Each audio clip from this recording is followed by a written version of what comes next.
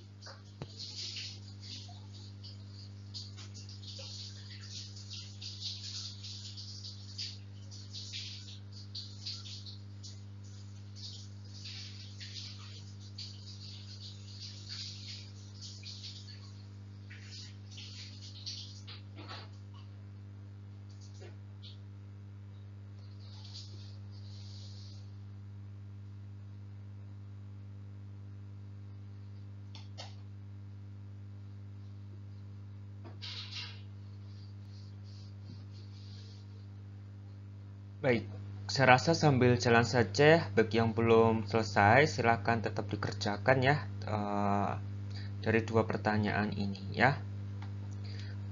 Baik, next. Nah, ini adalah komunikasi.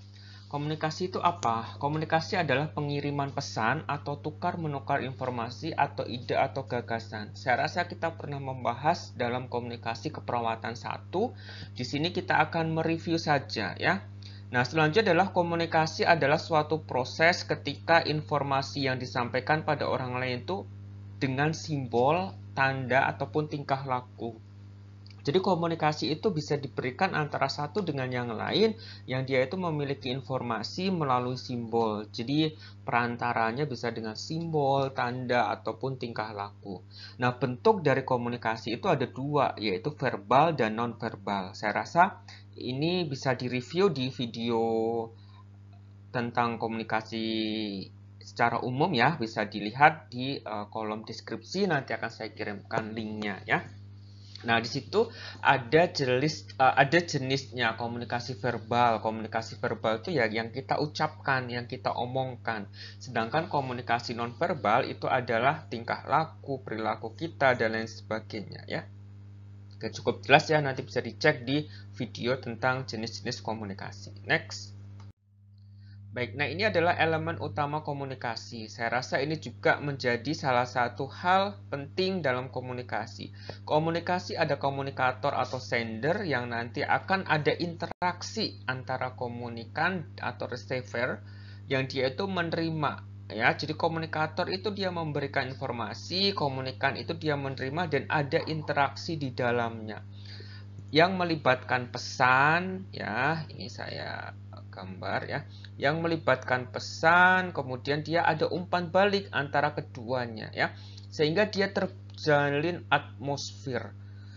Interaksi itu akan muncul atmosfer. Apakah atmosfernya itu baik atau atmosfernya itu buruk, sesuai atau tidak sesuai, tergantung dari mana? Tergantung dari interaksi yang terjadi antara komunikator dengan komunikan, ya. Nah, saya rasa itu yang menjadi elemen utama komunikasi. Bagaimana sih kita bisa berkomunikasi dengan baik? Bagaimana kita menjalin komunikasi dengan orang lain? Itu harus kita pahami bahwa elemen utama komunikasi itu harus ada interaksi salah satunya, ya. Oke, baik. Next. Nah, baik, ini adalah definisi komunikasi terapeutik. Saya rasa pertemuan sebelumnya sudah kita pahami. Definisi komunikasi terapeutik adalah komunikasi yang mendorong proses penyembuhan klien, ya. Dalam pengertian lain mengatakan bahwa komunikasi terapeutik adalah proses yang digunakan oleh perawat menggunakan atau memakai pendekatan yang direncanakan secara sadar, memiliki tujuan, dan kegiatannya itu dipusatkan pada klien. Jadi konsepnya adalah berfokus pada klien, apa yang menjadi kendala klien, apa yang menjadi hal-hal yang perlu dikomunikasikan. Nah, itu bisa diproses di sana, ya. Sehingga tujuannya adalah untuk mencapai kesembuhan klien, untuk mencapai keutamaannya adalah untuk mencapai klien ini biar sembuh, seperti itu. Jadi berbeda antara komunikasi yang biasa kita lakukan sehari-hari dengan komunikasi terapeutik ini, ya. Tujuannya berbeda. Oke, cukup jelas ya untuk definisi dari komunikasi terapeutik. Baik, next. Baik, nah ini yang tadi saya sampaikan. Perbedaan hubungan terapeutik dan hubungan sosial. Hubungan sosial itu ya terjalin antara kita sebagai manusia, ya, hubungan manusia dengan yang lain. Nah, itu hubungan sosial. Sedangkan perawat dengan pasien itu hubungannya adalah terapeutik. Nah, yang membedakan apa, Pak? Yang membedakan ada 4 hal, ya. Yang pertama, hubungan terapeutik terjadi untuk tujuan yang spesifik. Jadi dia memiliki tujuan yang spesifik, yaitu salah satunya adalah untuk kesembuhan klien. Nah, sedangkan hubungan sosial itu terjadi secara spontan dan tidak direncanakan secara spesifik. Jadi mengalir saja gitu. Jadi tidak ada komunikasi yang baik atau tidak memiliki tujuan. Jadi hanya ngalor ngidul dan sebagainya seperti itu ya. Jadi mondar-mandir tidak jelas, mau dibawa ke mana arah pembicaraan ini, ya yang penting ada momen kita tertawa ya tertawa, seperti itu. Jadi dia dilakukan secara spontan atau dia tidak direncanakan secara spesifik. Nah, itu perbedaannya. Kalau hubungan terapeutik dia memiliki tujuan. Tujuan klien ini sembuh. 3 kali 24 jam saya akan merawat pasien demam ini. Pasien demam ini demamnya nanti akan turun, ya, akan saya kompres, akan saya kolaborasi dengan pemberian paracetamol dan lain sebagainya, ya. Nah, itu adalah hubungan terapeutik terjadi untuk tujuan yang spesifik. Selain itu, perbedaan selanjutnya adalah orang yang terlibat itu jelas spesifik. Pada hubungan terapeutik, orang yang terlibat itu adalah perawat atau terapis dengan kliennya, ya. Nah, sedangkan hubungan sosial itu adalah orang yang terlibat bebas. Jadi siapapun bisa masuk di dalamnya, siapapun bisa terlibat di dalamnya untuk menjelaskan terkait dengan hal-hal yang dia tidak spesifik gitu. Jadi siapapun boleh terlibat di dalamnya, siapapun boleh berbicara dan lain sebagainya, ya. Itu yang membedakan. Baik, yang ketiga adalah perawat dengan klien memberikan informasi yang berbeda. Jadi setiap peran perawat dengan peran klien itu dia berbeda. Peran perawat akan mengkaji, peran perawat akan menilai, peran perawat akan memberikan pemeriksaan. Ya, seperti itu. Sedangkan klien dia memberikan jawaban secara nyata seperti apa yang ia rasakan saat itu. Seperti apa yang dia alami saat itu. Sehingga informasi yang disampaikan kepada perawat akan dikaji, akan dinilai, akan dilakukan pemeriksaan lebih lanjut untuk mencapai tujuan yang akhir atau tujuan terakhirnya, yaitu untuk kesembuhan klien. Ya, jadi itu, perawat dengan klien akan memberikan informasi yang berbeda. Sedangkan pada hubungan sosial, dia akan melibatkan informasi yang disampaikan itu hampir sama antara pihak-pihak yang terlibat. Jadi misalkan yang terlibat itu adalah si A, si B, si C, ya udah 3 orang itu akan terlibat di dalamnya, 3 orang itu akan saling memberikan informasi yang bisa jadi sama ataupun informasi yang sama, hampir sama atau sama. Jadi pihak-pihak yang terlibat itu akan bertukar pikiran di sana, akan melakukan diskusi dan lain sebagainya. Ya, itu adalah hubungan sosial. Sedangkan kalau hubungan terapeutik ya tadi itu, informasi yang diberikan oleh klien itu akan dirancang, akan direncanakan untuk proses pemeriksaan lebih lanjut agar nanti dia untuk mencapai derajat kesembuhan, ya. Itu. Yang terakhir adalah dibangun atas dasar memenuhi kebutuhan klien. Nah, hubungan terapeutik terjalin karena dia akan ada proses memenuhi kebutuhan klien. Kebutuhan klien apa? Kesembuhan klien apa? Nah, akan terjalin di sana. Misalnya, klien ini hipertensi, ya kita akan melakukan edukasi pola makan, pola aktivitas, kemudian rutin minum obat, dan lain sebagainya. Nah, komunikasi yang terjalin di dalamnya adalah kebutuhan klien ini, pengetahuan tentang pola hidupnya, pengetahuan tentang gaya hidup, pengetahuan tentang pola makan, ya, kemudian minum obat dan lain sebagainya. Sehingga terjalin hubungan antara perawat dengan klien untuk membahas terkait dengan pengobatan klien ini. Sehingga klien ini menjadi sehat, klien ini menjadi lebih baik seperti itu. Nah, sedangkan hubungan sosial adalah dibangun atas dasar kebutuhan bersama. Jadi semua pihak yang terlibat saling membutuhkan sehingga ada hubungan satu dengan yang lainnya. Nah, itu adalah hubungan sosial. Baik, saya rasa dari keempat perbedaan ini cukup jelas ya bahwa hubungan terapeutik itu berfokus pada pasien sehingga mencapai derajat kesembuhan pada pasien, sedangkan hubungan sosial adalah dibangun berdasarkan kebutuhan bersama. Oke, cukup jelas ya, kita lanjutkan next. Baik, nah ini adalah tujuan komunikasi terapeutik. Apa tujuan komunikasi terapeutik? Yaitu membantu klien untuk memperjelas dan mengurangi beban perasaan dan pikiran untuk mengambil tindakan dan mengubah situasi yang ada bila klien percaya pada hal yang diperlukan. Nah, selanjutnya adalah mengurangi keraguan, membantu dalam hal mengambil tindakan yang efektif dan mempertahankan kekuatan egonya. Mempengaruhi orang lain, lingkungan fisik, dan dirinya sendiri. Nah, ini adalah tujuannya. Jadi, komunikasi yang terjalin antara perawat dengan klien, dia akan membantu klien memperjelas apa yang dia itu tidak pahami. Kemudian mengurangi beban perasaan serta pikirannya agar dia bisa memberikan situasi-situasi yang tepat karena klien sudah mampu untuk mengambil keputusan terkait dengan pengobatan misalnya.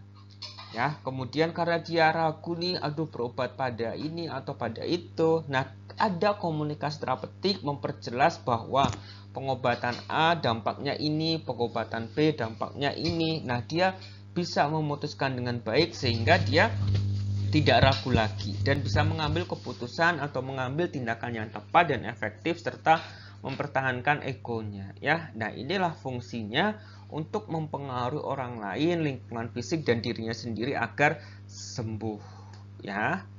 Oke. Baik. Itu tujuan komunikasi terapeutik. Oke, next. Baik. Kita akan membahas terkait dengan karakteristik perawat untuk mencapai tujuan terapeutik.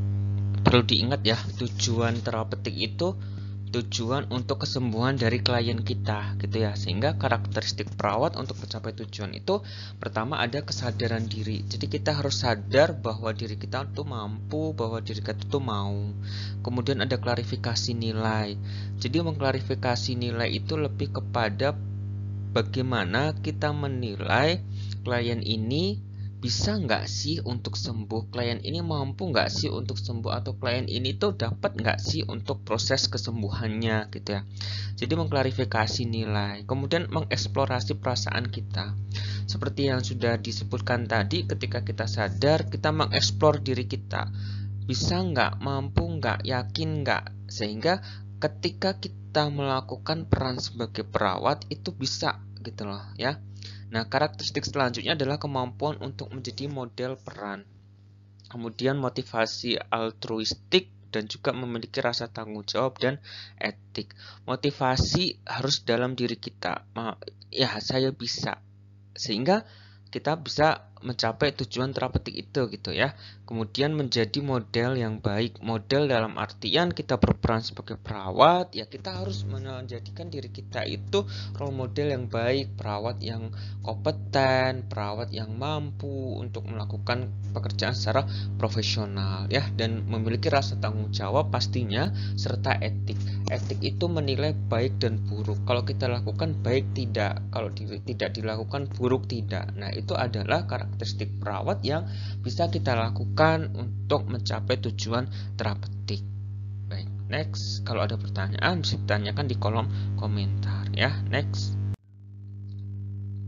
Baik, selanjutnya adalah karakteristik perawat untuk memfasilitasi komunikasi terapeutik. Kalau tadi kan untuk mencapai tujuan terapeutik. Kalau ini adalah untuk memfasilitasi bagaimana sih kita bisa mencapai tujuan tersebut. Ya, nanti akan kita bahas satu persatu. Di sini ada kejujuran, kemudian tidak membingungkan dan cukup ekspresif, kemudian ada bersikap positif, empati bukan simpati, kemudian mampu melihat permasalahan klien dari kacamata klien, kemudian menerima klien apa adanya, kemudian sensitif terhadap perasaan klien dan tidak mudah terpengaruh oleh masa lalu klien ataupun diri perawat sendiri. Nah, ini adalah 1, 2, 3, 4, 5, 6, 7, 8. Adalah 8 karakteristik yang harus dimiliki oleh perawat untuk memfasilitasi komunikasi terapeutik agar nantinya tujuan terapeutik itu tercapai. Cukup jelas ya? Oke, next kita lanjutkan. Baik. Nah, ini adalah kejujuran ya. Kejujuran merupakan modal utama agar dapat melakukan komunikasi yang bernilai terapeutik. Tanpa kejujuran mustahil dapat membina hubungan saling percaya. Jadi komunikasi itu harus dimulai dari kejujuran, harus dimulai dari hal yang memang itu membuat kepercayaan itu terbentuk. Jadi saling percaya satu dengan yang lain. Antara komunikan dengan komunikator itu bisa berkomunikasi dengan baik karena memang ada kejujuran. Sehingga kita sebagai seorang perawat harus menyampaikan dengan benar, kemudian menanyakan, sehingga apa yang dirasakan oleh klien itu bisa kita nilai, bisa kita lakukan pemeriksaan lebih dalam, sehingga nanti tahu mana yang menjadi hal yang penting di sini ya. Oke, seperti itu. Baik, next. Tidak membingungkan dan cukup apresiatif ya. Jadi ketika berkomunikasi, kita sebagai seorang nurse, kita sebagai seorang perawat itu tidak membingungkan. Apa yang diomongkan itu ya disesuaikan dengan kondisi kliennya. Jangan membuat bingung klien. Ingat, tujuan dari terapeutik tadi itu apa? Dia itu bisa memutuskan suatu tindakan sehingga dia tidak membingungkan. Hal-hal yang tidak membingungkan sehingga tidak membuat gaduh seperti itu ya. Semakin gaduh tidak membuat semakin bingung ya dari kliennya. Misalnya dia sedang berobat antara pilihan A dan B misalnya. Nah, itu harus diberikan pilihan. Ketika pengobatan saya memilih A, dampaknya apa? Ketika saya memilih B, dampaknya apa? Dan lain sebagainya ya. Dan juga harus cukup apresiatif. Nah, dalam berkomunikasi hendaknya perawat menggunakan kata-kata yang mudah dimengerti oleh klien ya. Jangan menggunakan kata-kata yang sulit dipahami oleh klien. Sehingga kita harus paham kognitif atau pemahaman klien ini sampai mana. Bisa jadi kita lihat tingkat pendidikannya, cara berbicaranya, kemudian bagaimana dia menanggapi apa yang kita tanyakan ya, atau mungkin menanggapi apa yang menjadi pemeriksaan yang kita lakukan pada klien ini gitu ya. Kalaupun misalnya kliennya secara kognitif tidak nyambung atau tidak nyampai, atau bisa jadi kognitifnya atau IQ-nya buruk, atau mungkin ini pasien ODGJ misalnya seperti itu, ya harus dilihat pertanyaannya disesuaikan ya, jangan sampai menggunakan kata-kata yang membingungkan atau bisa jadi kata-kata yang tidak dipahami oleh mereka. Jadi kita harus bisa melihat agar diskusi atau pemeriksaan yang dilakukan itu tidak blocking gitu ya, tidak bisa berhenti di sana. Jadi tetap mendapatkan pemeriksaan-pemeriksaan yang lebih dalam dan juga mendapatkan data yang lebih kaya seperti itu ya. Jadi kalau memang kita berkomunikasi itu memang alatnya kita sendiri. Jadi kita harus latih diri kita untuk bisa jujur, untuk tidak membingungkan, kemudian juga bisa mengapresiasi ya apa yang memang menjadi kondisi atau kendala dari si klien kita. Ya, cukup jelas ya di sini ya. Oke. Baik, next. Baik, yang ketiga adalah bersikap positif. Nah, apa sih bersikap positif itu? Ya, bersikap positif itu dapat ditunjukkan dengan sikap yang hangat, ya, penuh perhatian dan penghargaan terhadap klien kita. Contohnya apa? Pada saat kita berdiskusi, pada saat kita memeriksa, berbicara gitu ya, mengkaji lebih dalam klien kita, ya kita jangan mendikte gitu ya, jangan mendikte ataupun kita tidak menjudge bahwa oh ini tidak mampu, oh ini tidak bisa gitu ya. Harus secara objektif kita menilai klien kita sehingga apa yang nantinya dirasakan oleh klien atau mungkin yang dipahami oleh klien itu bisa kita ambil gitu ya, bisa kita ambil, bisa kita lihat sehingga nanti kita bisa perhatikan dengan baik gitu ya.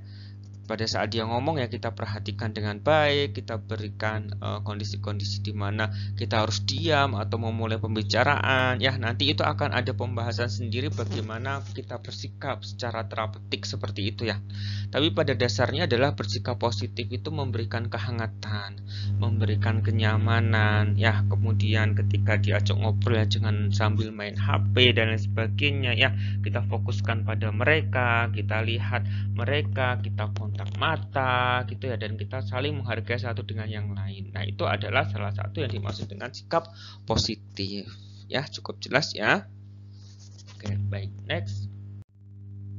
Baik, ini adalah empati bukan simpati. Nah, seorang perawat yang baik, kita harus memiliki sikap empati. Sehingga apa? Sehingga sikap empati ini sangat diperlukan dalam asuhan keperawatan. Karena dengan sikap ini perawat akan mampu merasakan dan memikirkan permasalahan klien seperti yang dirasakan dan dipikirkan oleh klien. Jadi gini, kondisi empati dan kondisi simpati itu berbeda. Ya, harapannya kita sebagai seorang nurse, kita sebagai seorang perawat harus bisa melakukan empati. Apa sih empati itu? Kita bisa memposisikan diri kita di mana kondisi tersebut sedang terjadi atau dialami oleh klien kita. Misalnya, kita merawat pasien ICU udah lama seperti itu dan anggap mereka adalah keluarga kita, kemudian kalau ada apa-apa kita merasa bersalah misalnya dan sebagainya. Nah, itu yang tidak diperbolehkan ya, itu namanya simpati. Kemudian ketika suatu ketika pasien kita meninggal seperti itu ya, nah kemudian kita ikut terhanyut, keluarga ikut nangis, teriak dan lain sebagainya misalnya. Nah, itu yang tidak diperbolehkan, itu namanya simpati. Kita terhanyut pada kondisi ataupun pada keadaan di sekitar kita sehingga kita tidak bisa mengontrol emosi kita, ya akhirnya terhanyut, ikut nangis, ikut marah, ikut sedih dan lain sebagainya, tergantung dari kondisi saat itu. Nah, sedangkan itu namanya simpati ya. Sedangkan pada empati adalah kondisi di mana kita bisa menempatkan diri kita pada kondisi klien yang saat sedang sedih ya, kita merasakan kesedihan itu tanpa terhanyut di dalamnya. Contohnya tadi, ketika kita merawat pasien ICU sudah lama dan lain sebagainya, kemudian pasiennya meninggal dan lain sebagainya, ya kita tahu bahwa kehilangan seseorang yang dicintai itu sakit gitu ya, sedih dan lain sebagainya. Kita tempatkan diri kita bahwa ya kita paham apa yang ibu rasakan, kita paham apa yang bapak rasakan gitu ya. Kehilangan orang yang disayangi, kehilangan orang tua, kehilangan saudara dan lain sebagainya, itu kondisi-kondisi yang memang menyakitkan dan kami paham akan hal itu seperti itu. Jadi bapak tenang, nanti akan kami lakukan tindakan selanjutnya misalnya. Nah, kita bisa melakukan empati seperti itu. Jadi menyampaikan atau kita bisa tahu tempat lah kasarannya ya. Tahu tempat, tahu apa yang harus kita sampaikan. Jangan sampai menyakiti ya. Jangan sampai menyakiti klien kita ataupun menyakiti keluarga klien yang ditinggalkan misalnya ya. Cukup jelas ya. Kalau ada pertanyaan bisa ditanyakan di kolom komentar. Baik, next. Baik. Selanjutnya adalah mampu melihat permasalahan dari kacamata klien. Nah, ini adalah kondisi-kondisi di mana bisa dilakukan agar dapat membantu klien dalam memecahkan masalahnya. Ya, perawat harus memandang permasalahan tersebut dari sudut pandang klien. Misalnya, ada seorang yang dia itu didiagnosa DM, kemudian harus diamputasi misalnya, dipotong kaki kirinya misalnya. Ya kita harus melihat bahwa ya sebenarnya tidak masalah kalau kita sebagai seorang perawat, karena itu mencegah agar tidak muncul atau agar dia tidak makin parah ya gangrengnya pada DM itu misalnya. Tapi pada sudut pandang pasien kan berbeda, bisa jadi aduh nanti saya nggak punya kaki, aduh nanti saya berjalannya bagaimana, aduh ini saya tidak nyaman dengan kondisi ini gitu ya. Nah itulah permasalahan-permasalahan klien yang harus kita lihat dan harus kita pecahkan di sana ya.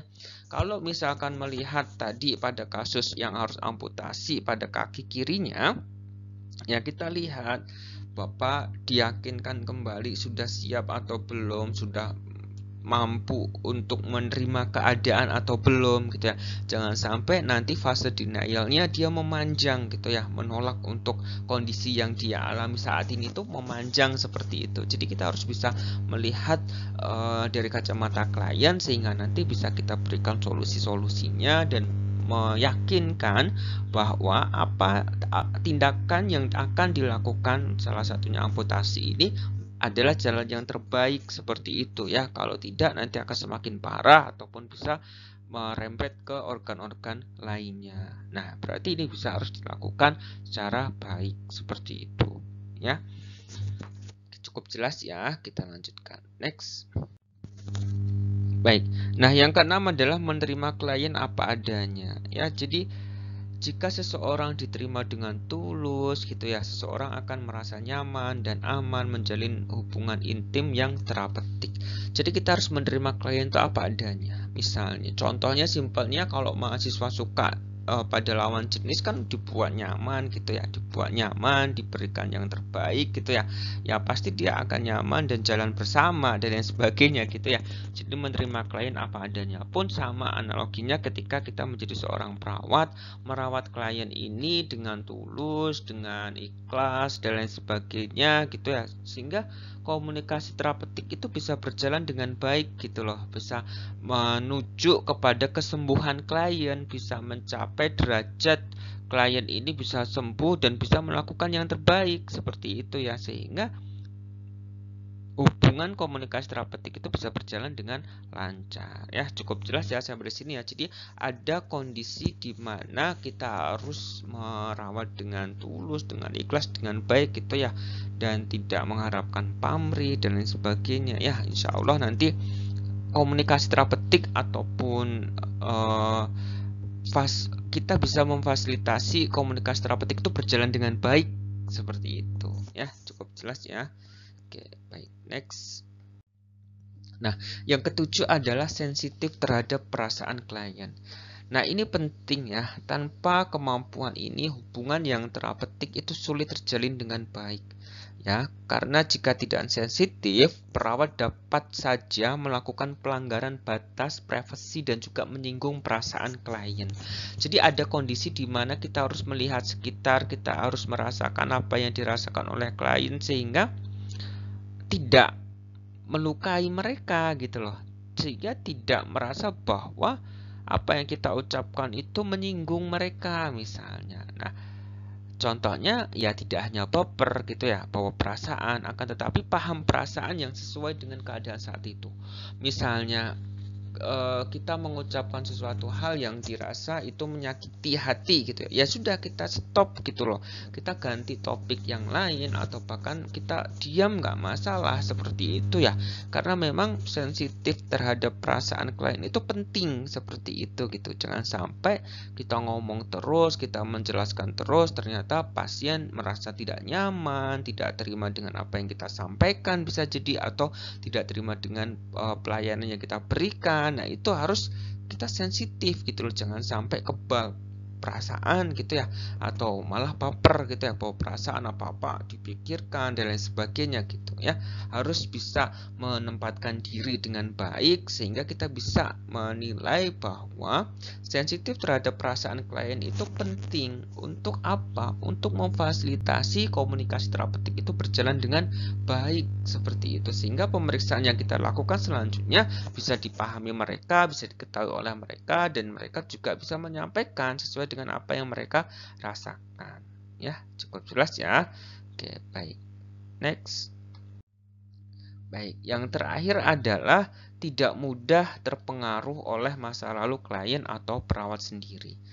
Nah, contohnya apa? Di sini adalah seseorang yang selalu menyesali tentang apa yang terjadi, ya. Itu akan maaf, saya ulang ya, seseorang yang selalu menyesali tentang apa yang telah terjadi di masa lalunya tidak akan mampu berbuat yang terbaik hari ini, ya. Jadi sangat sulit bagi perawat untuk membantu klien jika perawat sendiri memiliki segudang masalah dan ketidakpuasan dalam hidupnya. Makanya ketika kita sudah menggunakan seragam perawat, menjadi seorang profesional keperawatan yang kompeten seperti itu, kita harus bisa menempatkan diri kita dan tidak terpengaruh oleh masa lalu klien atau masa lalu kita gitu ya. Contohnya klien kita mantan kita gitu ya, yang dulu nyakitin gitu ya, atau nikah gitu ya, yang katanya mau nikah sama kita tapi nggak jadi gitu ya, dan akhirnya ketemu dan sebagai klien kita, ya kita harus profesional ya, kita harus menyampaikan bahwa tindakan profesional kita, kompetensi kita ya bisa kita lakukan terhadap klien itu, yang notabene klien itu adalah mantan misalnya. Nah, itu jangan sampai terpengaruh masa lalu klien, dan juga pisahkan gitu ya antara masalah keluarga dengan pekerjaan misalnya. Di satu ruangan ternyata suami istri misalnya gitu ya, di rumah nggak cocok gitu ya karena mungkin ada permasalahan dan lain sebagainya, dibawa ke tempat kerja. Nah, akhirnya ribut semuanya gitu ya. Nah, itu yang tidak diperbolehkan. Jadi jangan sampai pikiran kita, permasalahan kita di luar itu kita bawa pada saat kita kerja, apalagi pada saat kita merawat pasien gitu ya. Jangan sampai seperti itu, sehingga tidak maksimal ketika nanti kita akan melakukan pemeriksaan lebih dalam ataupun melakukan pengkajian lebih dalam seperti itu, sehingga jangan sampai apa yang kita sampaikan atau apa yang kita ingin berikan kepada klien itu dipengaruhi oleh perasaan kita ya, dipengaruhi oleh bisa jadi ketidakpuasan kita, kemudian segudang masalah kita gitu ya. Nah, itu yang menjadi dilema ya, sehingga kita harus tetap profesional, menjunjung kode etik ya, dan juga karena kita memang sudah kompeten di sana ya. Oke, baik. Next. Baik. Nah, ini adalah cara perawat agar menjadi terapeutik. Kalau tadi adalah bagaimana kita memfasilitasi agar komunikasi terapeutik itu berjalan dengan baik. Nah, salah satunya adalah cara perawat agar menjadi terapeutik, yaitu hubungan yang terapeutik antara perawat dan klien itu merupakan pengalaman belajar dan juga merupakan pengalaman koreksi terhadap emosi klien. Jadi ada proses di mana hubungan yang baik antara perawat dengan klien itu akan menghasilkan pengalaman belajar dan juga merupakan pengalaman koreksi terhadap emosi klien ya. Jadi perlu dipahami bahwa perawat itu sebagai penolong harusnya terapeutik ya, dan kunci untuk menjadi terapeutik adalah dengan penggunaan diri secara terapeutik. Jadi ya menjadikan diri kita tuh terapeutik ya. Tadi terapeutik itu apa saja? Ya jujur, ya memiliki tanggung jawab, ya memiliki etik ya. Sehingga apa yang kita lakukan tuh bisa kita pertanggungjawabkan gitu ya. Sehingga terapeutik itu berjalan dengan baik. Kalau kita sebagai seorang perawat sudah menempatkan diri kita terapeutik, ya menempatkan diri kita untuk bisa berbaur dengan orang lain, berbaur dengan pasien, ya harapannya pasien bisa menyampaikan apa yang ia rasakan gitu ya, sehingga nanti ketika kita mengkaji lebih dalam, pasien sudah bisa trust dengan kita gitu. Pasien sudah bisa menyampaikan dengan baik apa yang memang ia rasakan kepada kita ya, dan itu menjadi pengalaman yang berharga. Komunikasi itu tidak bisa seperti membalikkan tangan seperti itu ya, dengan mudah seperti itu tidak. Itu perlu latihan ya. Ini masih semester 3, silakan dilatih untuk berbicara, silakan dilatih untuk komunikasi terapeutik ya, sesuai dengan fase-fasenya yang sudah kita pelajari, sehingga nanti pada saat kita bertemu dengan orang baru, bagaimana sih kita berkomunikasi? Kemudian bertemu dengan orang yang lebih tua, bagaimana sih kita berkomunikasi? Nah, itulah pengalaman hidup yang memang harus kita latih, harus kita pelajari secara step by step gitu. Jangan sampai kebingungan, oh ketemu ini ngomongnya gimana ya? Tepat nggak sih ngomong kue lu misalnya pada saat forum resmi misalnya. Nah itu kan tidak tepat. Nah itulah yang harus kita pelajari agar kita sebagai seorang perawat itu bisa menjadi terapeutik ya, untuk diri kita sendiri dan juga untuk klien kita. Oke, cukup jelas ya sampai di sini ya. Nanti bisa dicek apabila ada pertanyaan, bisa ditanyakan di kolom komentar ya. Baik, next. Baik, nah ini adalah elemen-elemen yang mempengaruhi perawat menjadi terapeutik. Nanti ini akan ada bahasan sendiri pada mata kuliah ini ya, dengan tema elemen-elemen yang mempengaruhi perawat menjadi terapeutik. Yang pertama adalah kualitas personal atau pribadi perawat ini. Ya, perawat yang sudah memiliki segudang pengalaman dengan perawat yang fresh graduate misalnya atau yang baru lulus, ya pasti cara berkomunikasinya akan berbeda gitu ya. Bagaimana cara mengkaji lebih dalam, bagaimana cara mendapatkan data pasien ini menolak misalnya. Nah, itu pasti akan berbeda karena memang kualitas personalnya berbeda gitu ya. Yang satu sudah dibalut dengan ribuan atau bahkan pengalaman-pengalaman yang baik atau asam manis kehidupan itu sudah ditempa seperti itu ya, dibandingkan dengan perawat yang masih fresh graduate. Jadi itulah yang menjadi elemen yang penting bagi perawat untuk menjadi terapeutik. Ya, selanjutnya adalah fasilitas komunikasi. Nah, komunikasi harus bisa memfasilitasi ya. Kemudian ada dimensi respon, dimensi tindakan yang saya rasa nanti ini ada mata kuliah tema tersendiri ya di mata kuliah ini. Kemudian ada pilihan terapeutik dan juga hasil terapeutik. Hasilnya harapannya adalah membuat pasien ini menjadi sembuh, membuat pasien ini menjadi tujuan akhirnya adalah kesembuhan dari klien, sehingga terapeutik itu penting gitu loh. Hasil terapeutik itu penting ya. Bina hubungan saling percaya, kemudian bisa mengkaji lebih dalam. Nah, itu menjadi elemen yang penting atau hasil dari terapeutik ya. Baik, saya rasa nanti lebih detailnya ada di dimensi respon, dimensi tindakan, dan di tema selanjutnya ya. Next. Baik, sampai di sini ada pertanyaan. Apabila ada pertanyaan bisa ditanyakan di kolom komentar, dan nanti penugasan terkait dengan komunikasi terapeutik akan ada komunikasi antara perawat dengan pasien ya, dan nanti akan kita praktekkan di pertemuan-pertemuan selanjutnya. Nah, ini menjadi dasar terlebih dahulu agar mahasiswa paham apa yang harus dilakukan. Bagaimana sih komunikasi yang baik, bagaimana sih komunikasi terapeutik itu berjalan dengan baik. Nah, ini menjadi dasar yang baik, ini menjadi pondasi agar nantinya akan semakin baik ke depannya dan semakin kokoh ya. Baik, kalau ada pertanyaan silahkan tanyakan di kolom komentar ya. Nanti akan saya baca, akan saya balas sehingga nanti mahasiswa akan semakin paham dengan apa yang kita pelajari pada video kali ini ya. Baik, saya rasa ini saja yang bisa disampaikan untuk mata kuliah karakteristik perawat untuk memfasilitasi komunikasi terapeutik ya. Sehat selalu, jangan lupa like ya, subscribe bagi yang belum subscribe ya, kemudian komentar untuk pertanyaan-pertanyaan yang memang masih dibingungkan ya. See you on the next video terkait dengan materi-materi yang lain dan bisa melihat di video ini untuk kegiatan-kegiatan keperawatan lainnya. Ya, sukses untuk semuanya. Saya Eri. Wassalamualaikum warahmatullahi wabarakatuh. Ya, see you.